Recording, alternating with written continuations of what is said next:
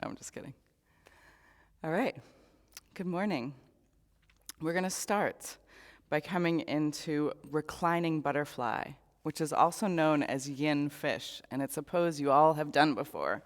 So you bring the bottoms of your feet together. Well done, Ilya, jumping ahead of the game. You want your heels, both of you. And then you're going to come back onto your elbows. So it's just like, I'm just hanging out. I mean, I'm barely doing yoga. And then let your head drop, if that's okay for your neck. If it's not okay for your neck, you can bring your chin towards your chest. Take a full breath in, and with your exhale, just gently sigh out your breath through your mouth.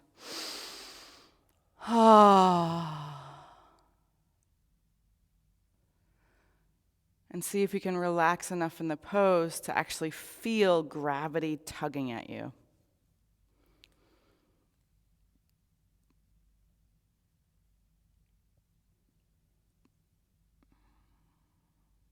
Take a couple moments to notice maybe what you dreamed about, what feelings you woke up with.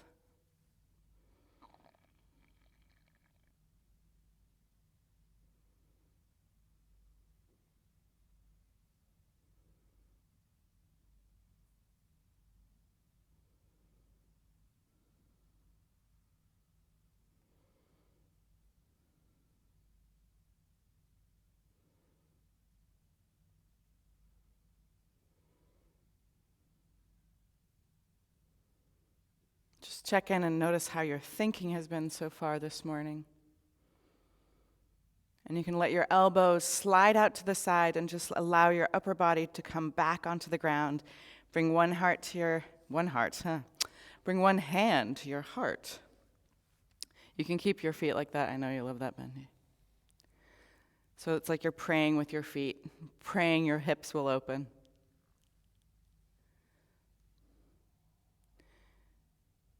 And after you've taken a couple moments to observe your thinking, just take a moment, bless you all.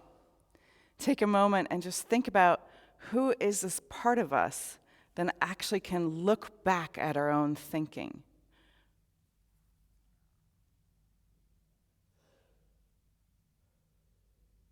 And then just take a couple moments and witness how you're feeling this morning.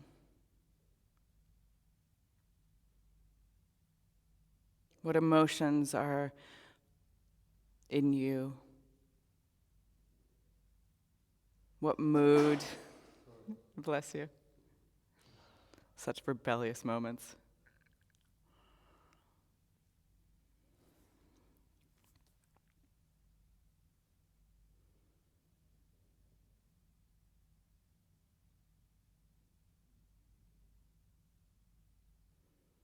And before we move out of this pose, just take a couple more moments and notice your energy in your physical body.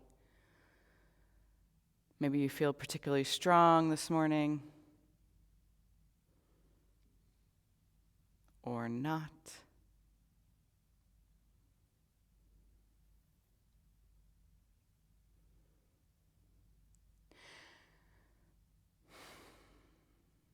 Then bring your hands to heart center, bring your hands to prayer, and like your hands are a flower or a sprout, stretch your arms up to the sky, straight up.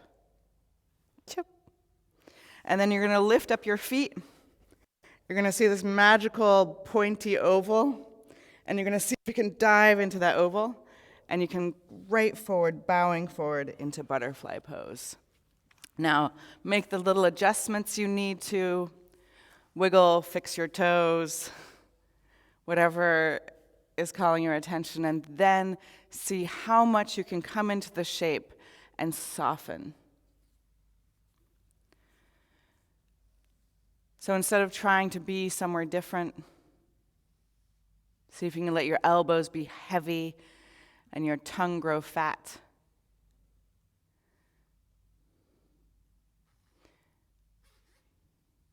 If you're very flexible, you can always bring your heels closer towards your groin.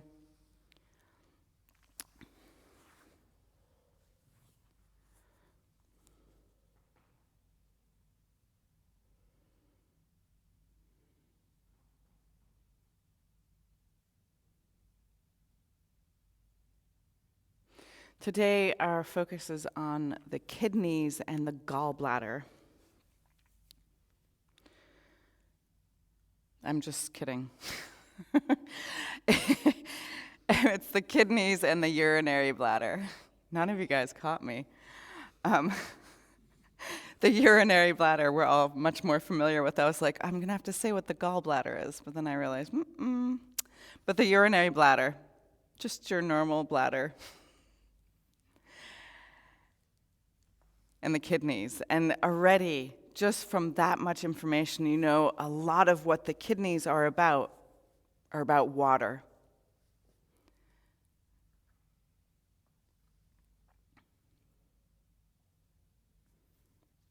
Water is incredible. It's such a unique substance. Different than other liquids. When it freezes, instead of just shrinking, it actually gets bigger.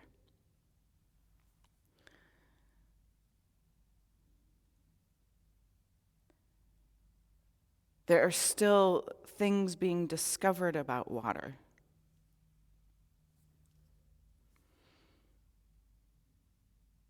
For instance, quite a bit of work now has gone into looking at structured water.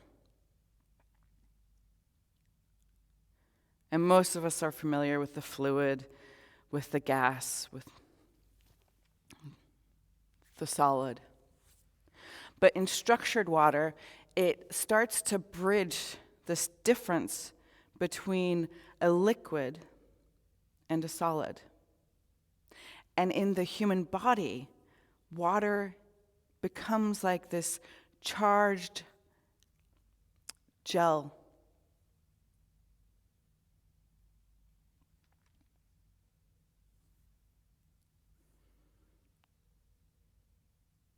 The significance of water acting differently inside of us than outside of us is huge.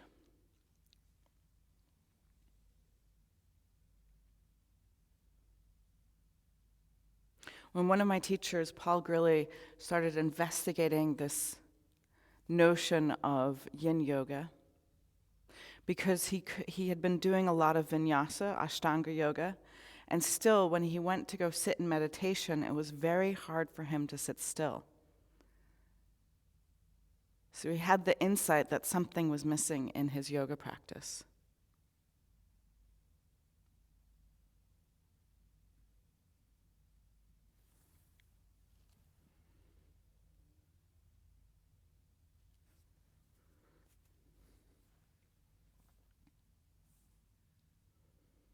Notice if you can get softer and heavier in these last couple of breaths of this pose.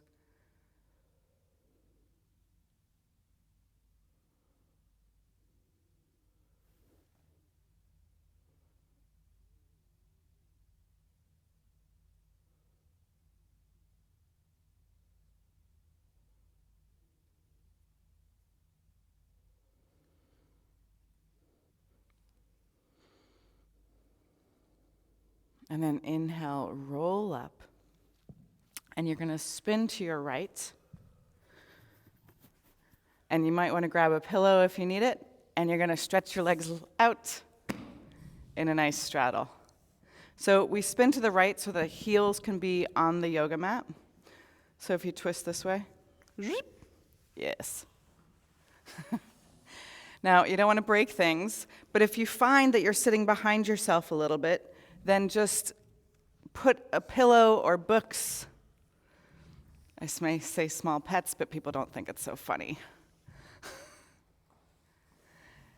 And the first thing we're going to do is we're going to twist a couple times towards your right, and you can pretend you're doing like a ska dance or some,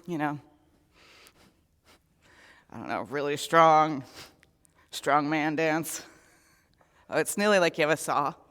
No.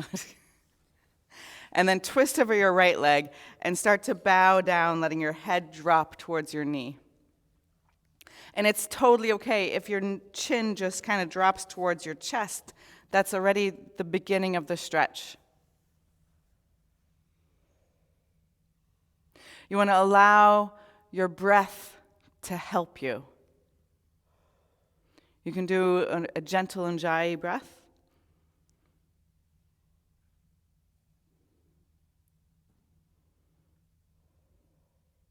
We can think about it like a baby Darth Vader breath. Let your head hang.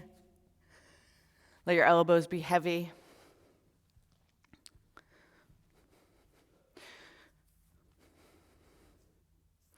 So Paul Grilley was talking to Dr. Motoyama and exploring an idea that later became, or maybe even at that time, became known as the modern meridian theory.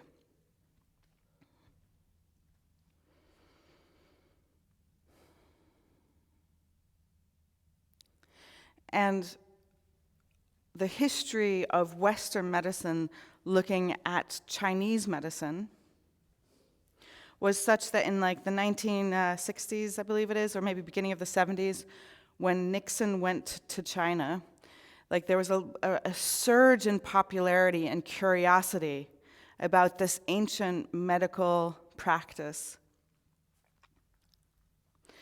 And what they did is they took dead bodies and they looked in that dead bodies for signs of these energetic pathways. Now, if you're up to date with me on these kind of things, like a dead body does not have life force.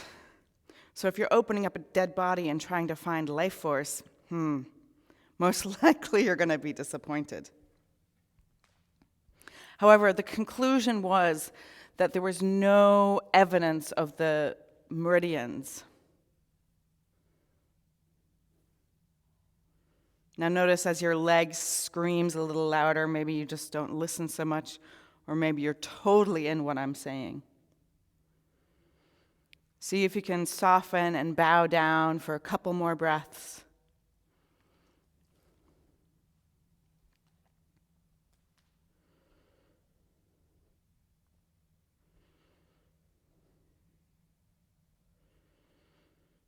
And then slowly roll up. You might need to bend your knees or just make some little crying sounds, whatever it is. And most likely we're going to do the other side. So, up with your elbows, little dancey dance. Trying to keep our enthusiasm while things are crazy and weird. Enthusiasm for life and peace and all the good things. All right. Yeah, bow over your left leg.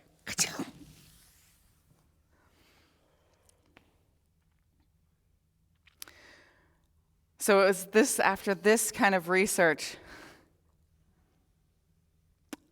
you could even say maybe sophomoric research, that the conclusion was that obviously there's no such thing as meridians and that it's silly to think that they work. But still, acupuncture has been so successful at treating different illnesses and imbalances in the human beings that thankfully, even with that research, the research continued. And what they discovered was that in our joint systems, there's this particular molecule, this hydrophilic molecule. And hydrophilic means lover of water. And depending what research you look at, one molecule of this hyaluronic acid that they found in the joints, it has the capacity to attract between 1,000 and 10,000 water molecules. So it's like a magnet for water. And they found concentrated amounts of hyaluronic acid in our joint system. And they found that in babies, there was a really high level of hyaluronic acid, and in old people, a very low level of hyaluronic acid. And so it's actually something they even use to try to determine the age of a skeleton if they don't know how old the body is. And it's this capacity to attract water molecules that led them to the modern meridian theory, which concluded that, or the theory is, that this magnetic quality towards water actually creates pathways of water, channels of water that the energy moves through. And that, of course, the first thing that happens when a body dies is they lose all of their fluids.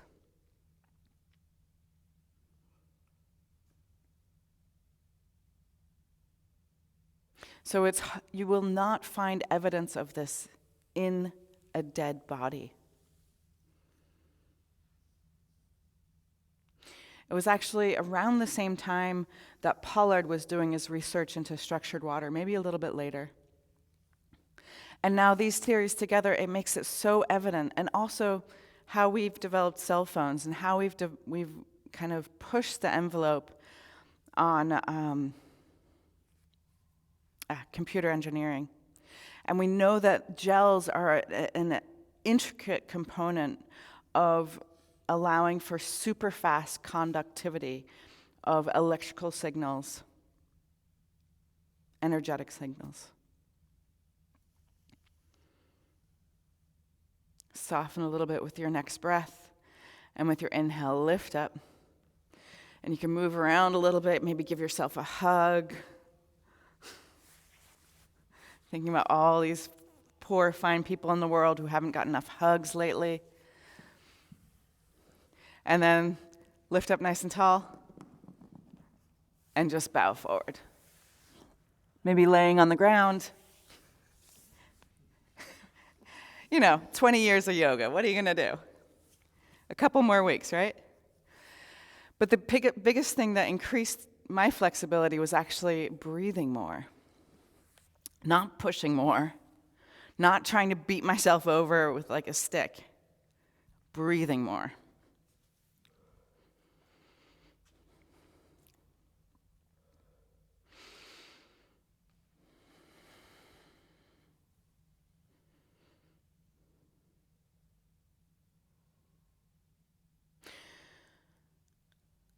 When we look at yin yoga, we define yin yoga as not being yang yoga.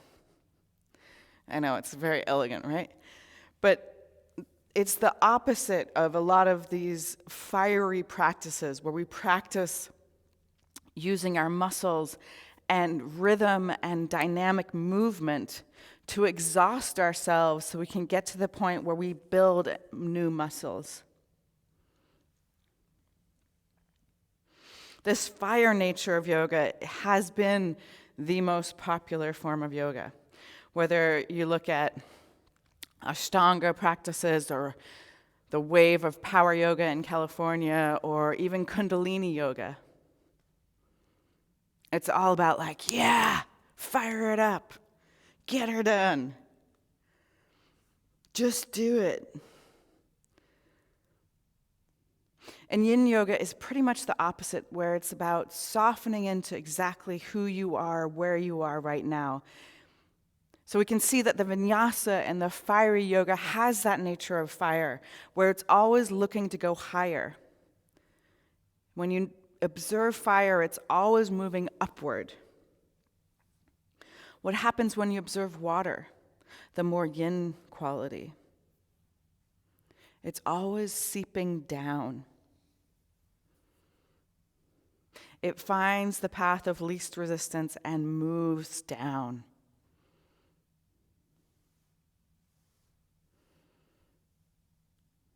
See if you can drop a little further, perhaps.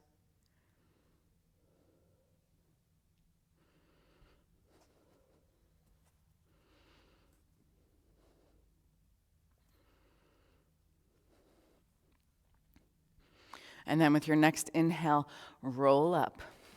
Place your hands about mid-thigh. Push down on the ground and see if maybe you can float your legs up. So a little fiery moment, yeah? Nice, Naomi. Or just one cheek. Yes. Next week. And then spin around, cross your ankles, roll over your crossed ankles, and come into Sphinx. You might notice I don't have freakishly long arms. Yeah.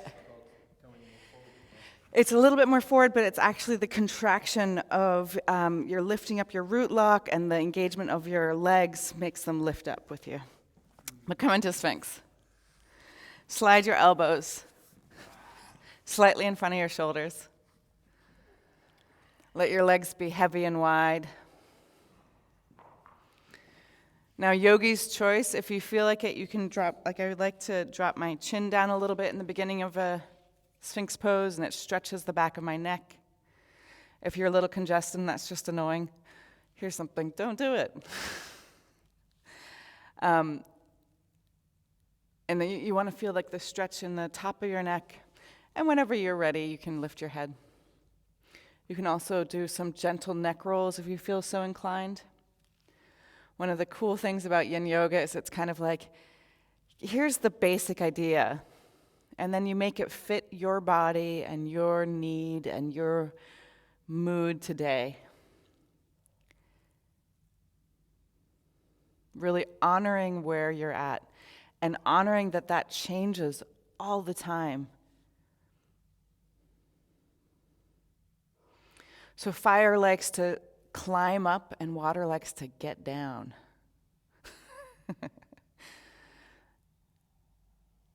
So in these postures, you will notice that you use as little effort as you can to stay lifted. And then the rest of your body, you want to let go to drop down or drop in.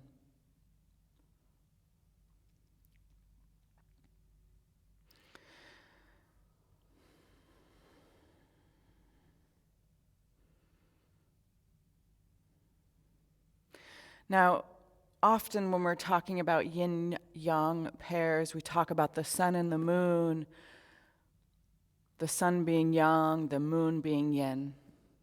We talk about fire and water, masculine and feminine.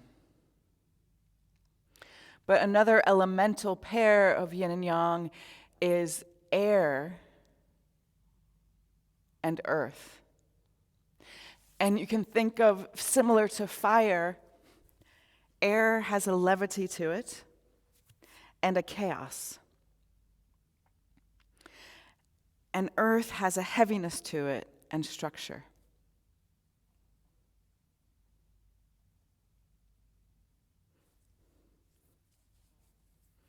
Now, these forces of yin and yang are part of what the kidneys are in charge of in our body. And it's really quite elegant when you look at the circulatory system.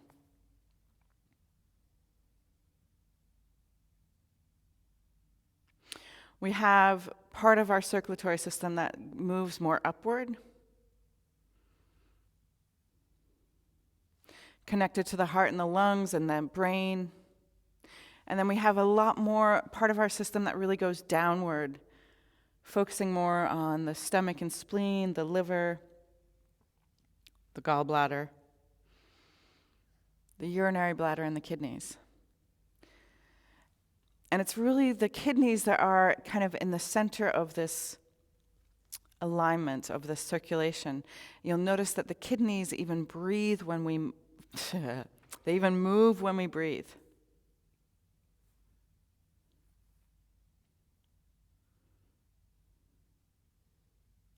In traditional Chinese medicine, the kidneys are defined by the processes that are connected to it.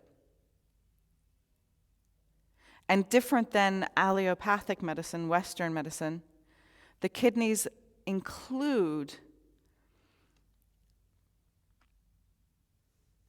the adrenals, which sit right on on top of the kidneys like little hats. It nearly looks like party hats. It's kind of funny. And also includes the ovaries and the testes.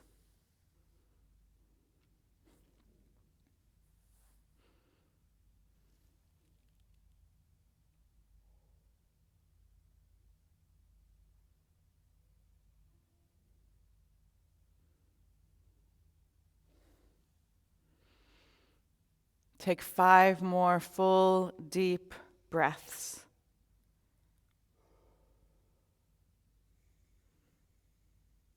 And after your 5th breath, just relax down to your yoga mat.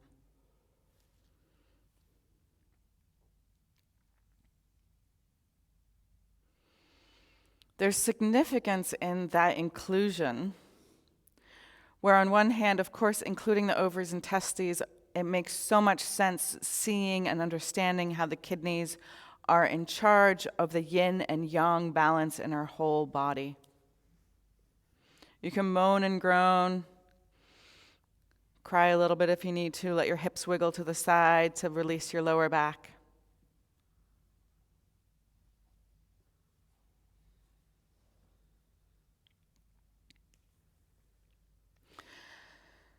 Now, this next posture, for some of us, is going to look exactly like Sphinx. But for other people, first thing, let's try it out all together, even if we don't manage to get all the way there. So we're coming into saddle pose. And so what you want to do is you want to actually sit on your heels or in between your heels. Now, for some of you, this is already too much. Yeah? And then the next step is see if you can come back onto your elbows without popping off your kneecaps. No, I'm just kidding. I've never had anybody lose a kneecap yet. Just I had a lovely student who lost a foot. But it was a different reason. Carrie. Now, if this isn't possible for you, you'll know. But maybe you can drop your head back. Maybe you can actually just relax your whole body down to the ground and grab opposite elbows. You don't want your knees to go up too far.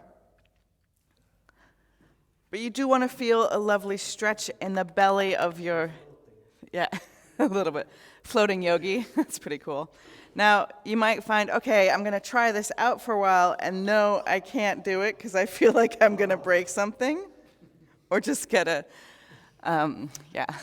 cramp. You want to muscle into the cramp, squeeze into it, then it will let go.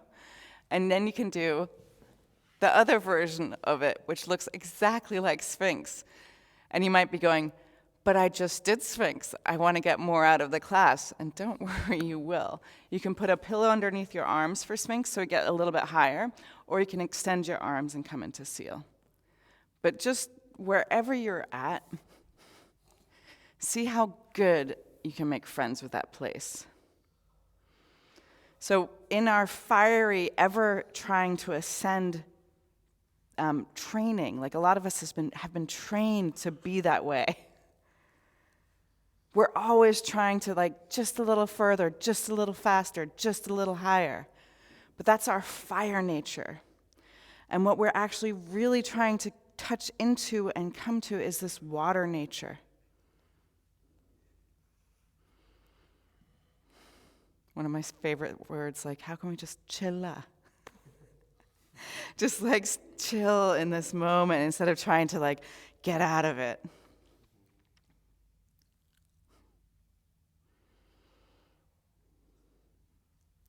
Don't break things. So I wonder if water is so different in our body, maybe the way the yang and the fire is in our body is also quite different. Coming up with the next theory. But it's just a question. I'm so curious about it.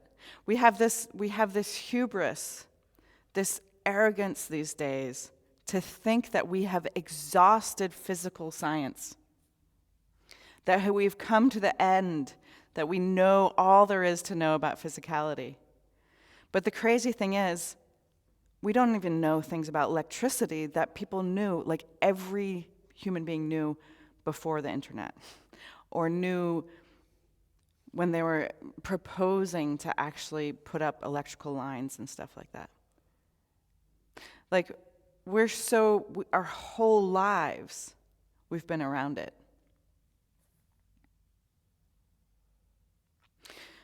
But when you just do some very simple studies,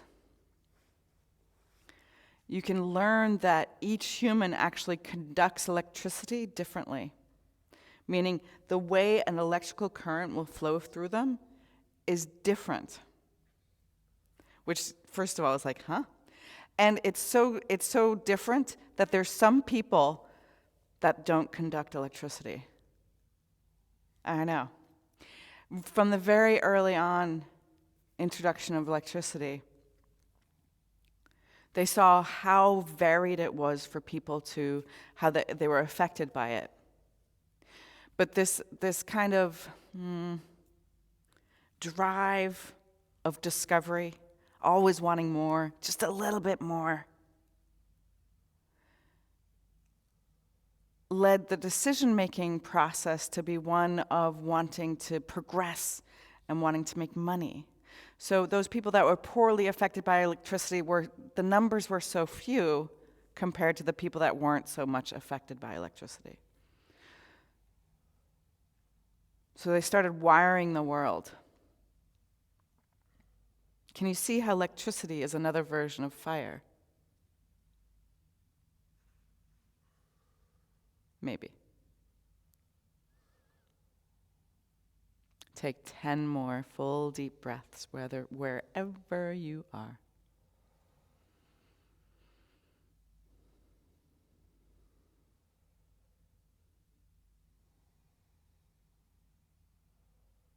And we can see and we can imagine in our body that a lot of the communication that happens through this vessel of a gel-like water is the communication of electrical charges, of the way the fire moves through it.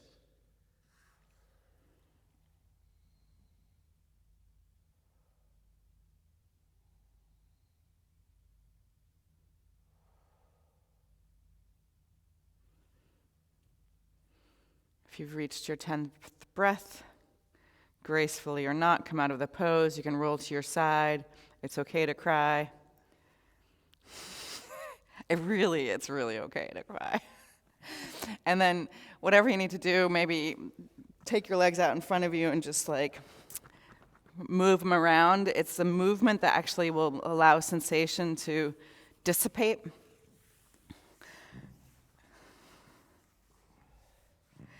And we're going to do another pose that if you're not very flexible, you're probably going to have a challenge to like. So we're going to come into Hanumanasana. So Hanuman is the monkey god, and it got this name because of the monkey jumping from island to island to rescue the princess. You've read the cartoon. Perfect. So the first step, this is the easier version. This is the preparation for Hanuman. That you have your right leg forward, and you're going to stack your left hip over your left knee, and then see if you can put your hands on the ground, and you can even just get active in your right leg here for a moment. Take a micro bend to your knee. See if you can pull the outside of your hip back and push forward with the ball of your big toe. And then coming into it as much as we can, yin style, you're going to soften into it. Now, if you have a little bit more flexibility, you're welcome to just stretch your legs straight out. First, you have to imagine it's possible. Oi. And if you're very close, you might be actually holding yourself up with the hands, but then you want to stay a little bit more lifted in your chest because this is actually easier. Allow yourself to breathe. Be grateful we're not staying here for 5 minutes, unless I space out. No, just kidding. We're staying here for about 2.5, 3 minutes because I know that sounds horrible too, Silas. But what happens is the yin practice is we're moving more the ligaments in our body than our muscles. These harder, denser, more earth-like parts of our body. And the ligaments are like saltwater taffy, which you don't have so much here in Sweden, or like old chewing gum, which is an international phenomena. So old chewing gum, like you can, if you're, not that I've ever done this, but if you take a piece of old chewing gum and like you yank it, it breaks in half. But if you gently get it a little bit warm and you pull it just a little bit and gradually pull it, you can actually split it into, you can stretch it very long without it breaking. All right. Let's try the other side. It's going to be awesome. About. I'm going to review the video and see. It was like, reading the pain expressions on the face. So, you will discover one side isn't like the other. For me, my left side is way more flexible than my right side. So, I know that I can just go straight into the full splits. For other people, it could be the opposite. You could be more bendy on your right side. But often, if you are right-handed, the dominant side is stronger and less flexible, and the other side is flexible, less strong. Also, in the morning, we tend to be strong. In the evening, we tend to be flexible.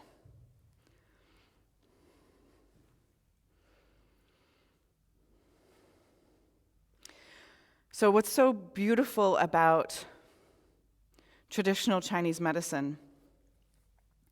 That it's inclusive of all of the parts of us we know to be a player in our sense of well-being. So no matter how little education you've received, you know that how you feel in your physical body often affects your mood. Your mood often affects how you think. You also probably experience that sometimes when you have a brilliant idea, it energizes you. It fires you up. And one of the hard things for me with allopathic medicine, with Western medicine, is this idea of separateness. Like that you could take some heart medicine that's horrible for your kidneys, horrible for your stomach, but that's a good thing. Like, why would you treat one part of your body where it's damaging the other parts of your body?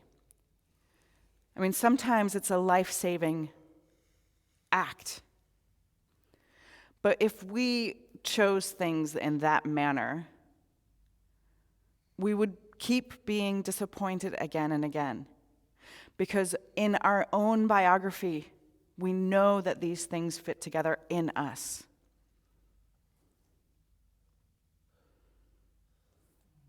See if you can soften instead of hardening to the last couple breaths of this pose. And know that even if you're suffering, I love you so much. It's going to be okay.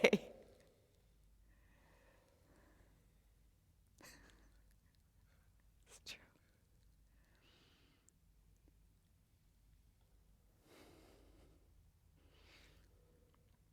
Beautiful.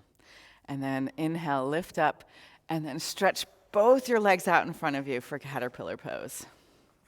Again, if you find yourself a little bit behind your hips, just elevate your hips by sitting on a pillow or books. Definitely the first yoga blocks were books. You can also roll up the end of your mat and sit on that. Mr. Ingvad, if you want a 5-minute Shavasana, now's the time, or in a minute and a half. Now, first lift up high, and then we're going to come into this a little bit active, so take your hands out, little spiders at the end of your hands. Reach your sternum forward, wiggle your cheeks back, and then walk your spiders forward. Now again, move your chest forward, wiggle your butt back, and soften down.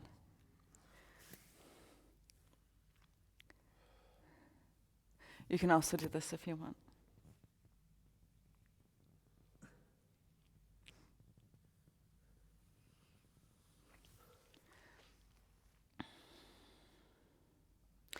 So in traditional Chinese medicine, when they're looking at the kidneys and the urinary bladder, the kidney is the yin organ and the urinary bladder is the yang organ. And the kidneys are very much related to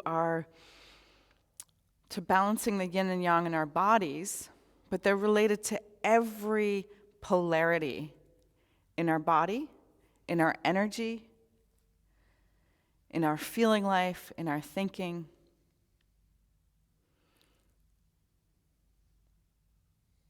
So when our kidneys are damaged or suffering or the meridians connected to them, what we experience is an elevated ease in being scared. When our kidneys are suffering, we experience more fear. And you can see this in literature, or read this in literature. But like, I was so scared I pissed my pants. Like, that's a kidney thing, urinary bladder thing.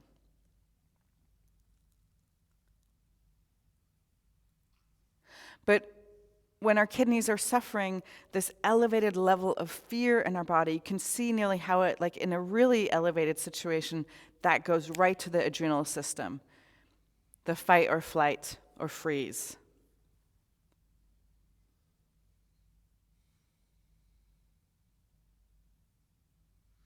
Now, because the kidneys are managing and balancing polarity, what would be the opposite of fear? What is fear? Other than rampant. Very popular these days. But fear is when we don't know what's going to happen and we have this void and this unknown, and what we do is we throw in all of these things that could happen. And you could nearly say that our body has been trained to respond to fear. We need to have it to do something like cross the road, like you're not going to run in front of a semi-truck. That fear of survival, of being hit by the truck, helps you be more cautious. There, it's useful. But our habit of fear is what's so detrimental. That when we're giving something that we don't know how it's going to be, all of a sudden it's like we're free to put everything we're scared of right into that spot. And what you'll see with kidney imbalances is that whatever fear you have, it will be elevated. So even if you have a fear of monkeys, or a fear of leaving your house, or a fear of abandonment, it will be magnified by your kidneys being out of balance. And inhale, roll up. And we're going to do another little yang moment here to balance our yinning. So bring your feet in, turn your fingers to point back towards your hips. Lift up your hips, drop your head back, stick out your tongue, look at your third eye, and with a whisper, roar like a lion. Go. 2 more times. Inhale, lift up your hips. Exhale, roar. 3 more, 1 more time. Beautiful. And bring your hips back down. And slowly relax onto your back. And then we're going to do banana asana for our pose. Your right heel to the right corner of your yoga mat, and then you hook your left foot over. Reach your arms up over your head and grab onto your left wrist, and maybe pull your shoulders even to your right. Yeah, you know bananas. They've got one curve, one love, one curve. Never seen a banana with a double curve yet. So find the right position and see again if you can soften into it instead of trying to force into it. So oddly enough, the opposite of fear is wisdom. And a large part of what the difference between fear and wisdom is what we do with the unknown, with the unpredictable future, with the unpredictable disease, with an unpredictable election, whatever it is. Instead of putting all of our fears into that void, into that abyss, where it has roots and can be fed and become huge. Instead, with wisdom, you go, oh, that's unknown. But I trust a higher force. I trust or have some faith in a consciousness that is larger than myself, that can see more possibilities of positive outcome than I can. So even though that was a mouthful, Wisdom often has to do with being comfortable with uncertainty.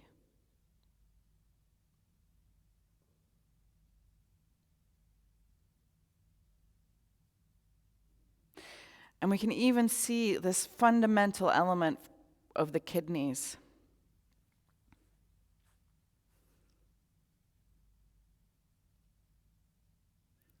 That when we are filled with fear, we experience that we don't belong in the situation, that we don't belong in our bodies, that we don't belong in the work that we're doing.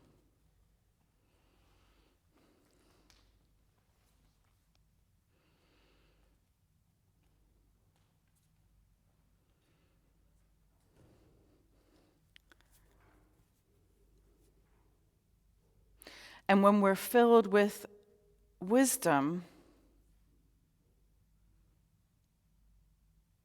we don't feel like we have to flee our situation or our bodies or the future.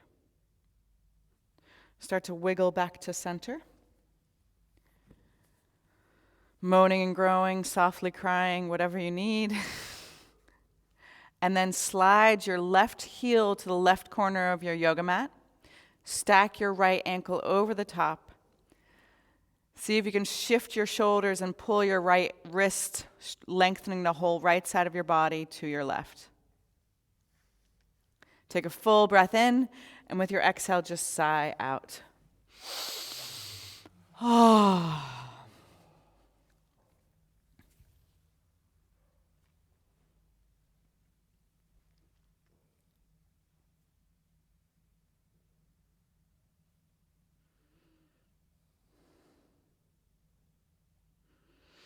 You can see this trick in Hollywood and the media, in a lot of sensationalism, where if you really light up a scary situation, then that's what people pay attention to.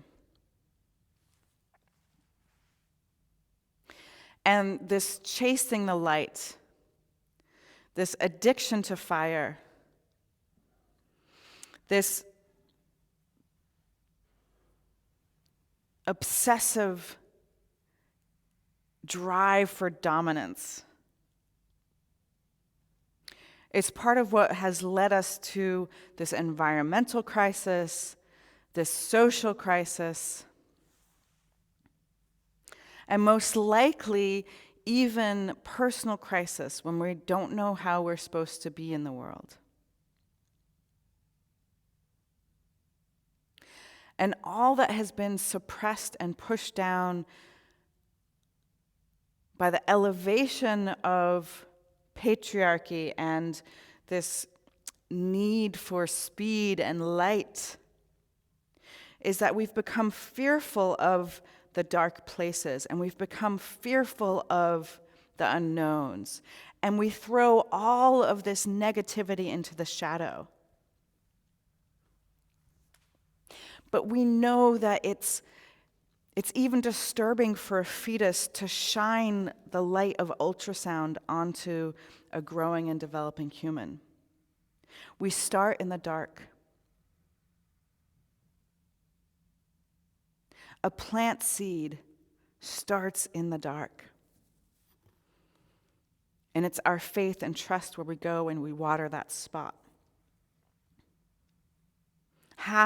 It's more like a third of your life you spend in the dark, in the darkness of unconscious as you sleep. And then there is the ultimate darkness. When we die, we don't know what's going to happen. But our fear of death, our fear of the unknown, our fear of the mystery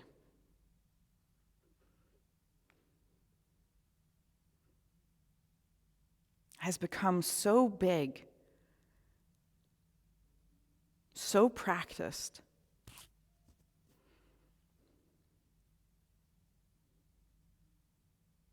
that it's keeping us from knowing ourselves in the world. From knowing, for instance, how we need each other, not just as like social entertainment, but we are good for each other's health.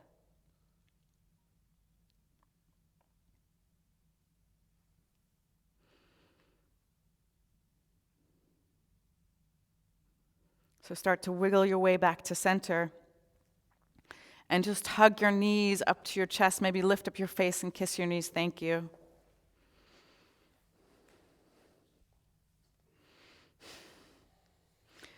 And then stretch your body long and find your way into Shavasana in this small moment of practicing being completely still, completely ourselves. So you can take your feet as wide as the yoga mat. You can have your hands either relaxing on your belly or open to receive next to your body. If your lower back hurts, you can let your knees drop together and slide your feet out so they're as wide as the yoga mat.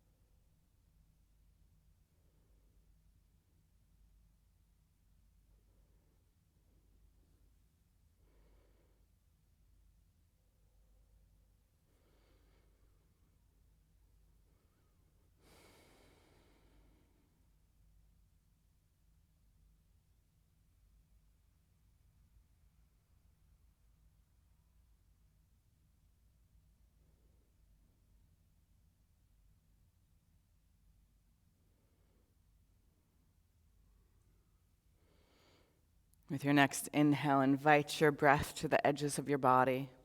Maybe wiggle your fingers and your toes or stretch your arms over your head. And then hug your knees to your chest and roll onto your side, coming into a fetal position, kind of echoing and honoring, restarting ourselves every day anew. And then help yourself up into a comfortable seated position.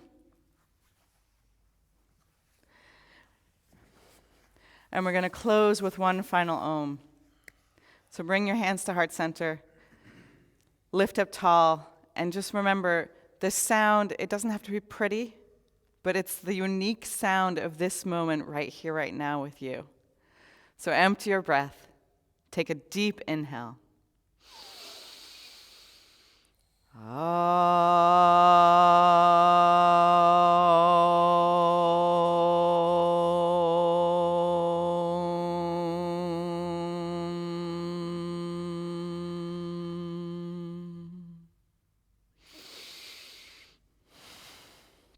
Bring your prayer hands to your third eye.